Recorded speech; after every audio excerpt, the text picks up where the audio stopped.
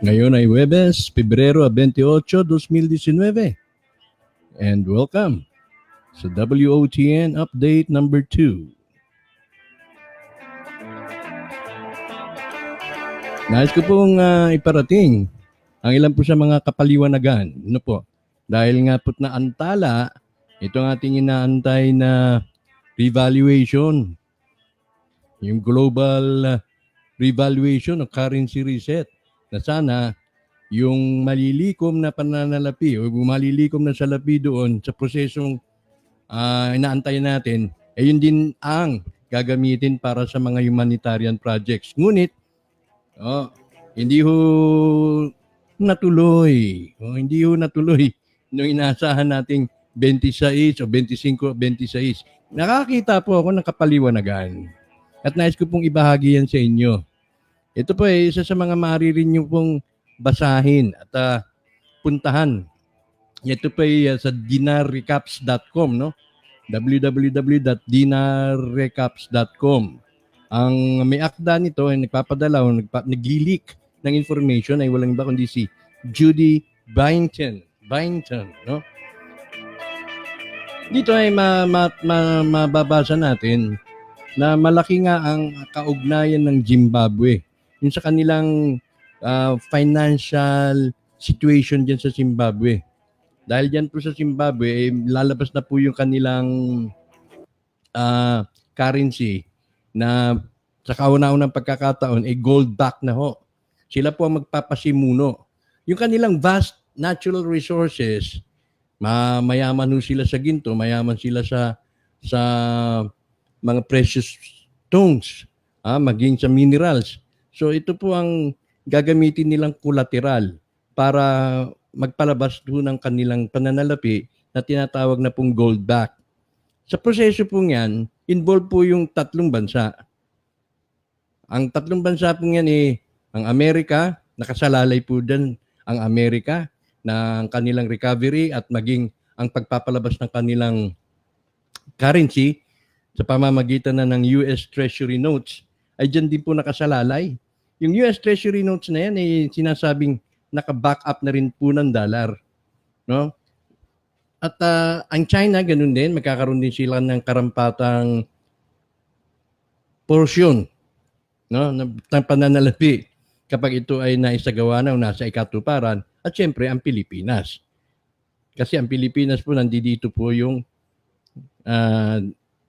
sinasabing sole signatory, sole redeemer.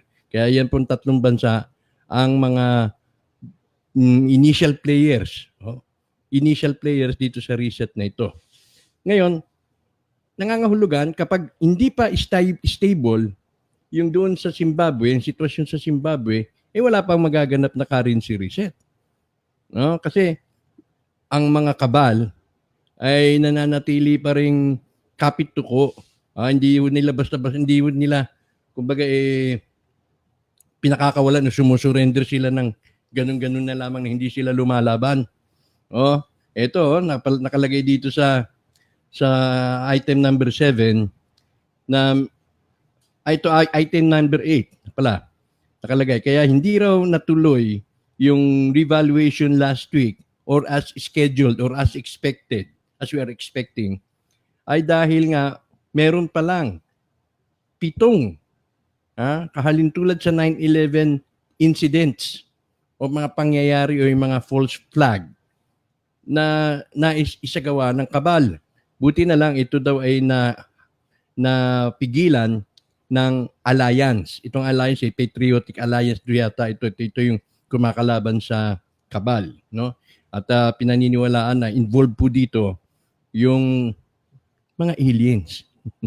Pinaniniwalaan po dito, involved din yung mga Galactic Federation, no? Dahil itong pananalapi na ating inaantay, itong kasaganahang inaantay natin na for humanity, ay hindi lamang na ito involved ang ating pang physical o pang material na kasaganahan, ngunit may kaakibat na awakening ito, yung pagkakamulat sa katotohanan. So, dahil dyan, meron pang 12 assassination attempts hindi na lang napabalita kay President Trump. So nangangahulugan na dapat maging maingat ang execution nitong global currency reset. Doon po sa aking source, ang sabi nga nila, kung pwede nga lang na matahimik, no, na mapalulusot ito, gagawin ho ng mga institusyon na tumutulong, na kumikilos para maisagawa at mairaos ito ng matiwasay. Ngunit hindi nga ho ganun kadali. Kaya po itong mga abalang o mga pag-aantala na atin hong nararanasan ngayon, nawi-witness natin ngayon, ay siguro kailangan na rin po nating tanggapin na hindi ho natin kontrolado. Wala ho tayong magagawa kundi mag-antay na lamang. Maging ang sole signatory, maging yung pipirma nito sa huli, ay wala ho sa disposisyon niya kung kailan ito dapat maisagawa. Kasi marami po ang involved. No? High level po ito, top level ho ito. At sinasabi nga dito na hindi ang mga kaganapan dito sa revaluation ay hindi po available sa publiko. Doon lamang po ito available doon sa mga involved. No? Kaya itong ating nasasagap, yung mga nakukuha kong impormasyon galing sa kanila ay kumbaga mga shards lamang yan. Shards. No? Yung mga pieces, yung mga hibla lamang ho dahil maging sila ay maingat din po sa pagpapalabas ng impormasyon. So yan po ating antabayanan na dahil meron din naman dito nakalagay na malamang sa mga between February 28 or March 8 ay magkakaroon pa ito ng mas malinaw na direksyon. Sige lang, sige. Hindi naman tayo nagmamadali. Wala naman tayo. Kumbaga, itong ating pinag-uusapan lang at yung anticipation naman natin hindi naman critical, di ba? Hindi naman to critical na a matter of life and death or life and death. Hindi naman ho gano'n. Ito parang bonus na lamang ho ito sa atin. Okay, maging ang Presidente Duterte naiinip na rin dahil sa kanyang build ay nakatenga. Bitin. Ayan, okay? Mamaya magsama-sama ho tayo. Ganap na alas 9 ng gabi. Dahil meron po tayong i-feature. Nako, napakaganda po nito. Yan, ayan ha. Yan ay ang sinasabing o ang ipinadala sa inyong lingkod ng mapa purportedly o yung na-envision, na likha. Ano ba natin may sasabi to? Na draft o na plot. Yan, na plot. Na iguhit. Yun. Sa pamamagitan ng spiritual scanning. Ganun po pala. Pero alamin ho natin yan mamaya. Ito sa buong Mindanao lamang ho ito. Sa buong Mindanao. Makikita po dito yung mga highway, parang may mga highway sa ilalim ng lupa. Interconnected ho ito. So, yan ho, ipapaliwanag ho sa atin ng ating mga panauhin from Eagle Starlight Foundation. Ayan, Eagle Starlight Subanon Tribe, Mindanao Economic Recovery Alpha Omega 777 Incorporated. So dito po, makikita po dito sa legend. Ayan Sa Mindanao, ang King Solomon's Treasure. Ang elevation ay meron 26 MAGLEV magnetic levitation. Ako, advance na ito. Wala pa din, hindi pa lumalabas ito sa industrial at commercial use yata o meron na pero may very seldom pa lang. So yung train stations may 26.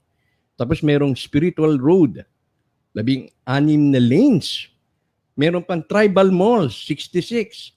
At world banks with mega malls, 2 mega malls. Wow.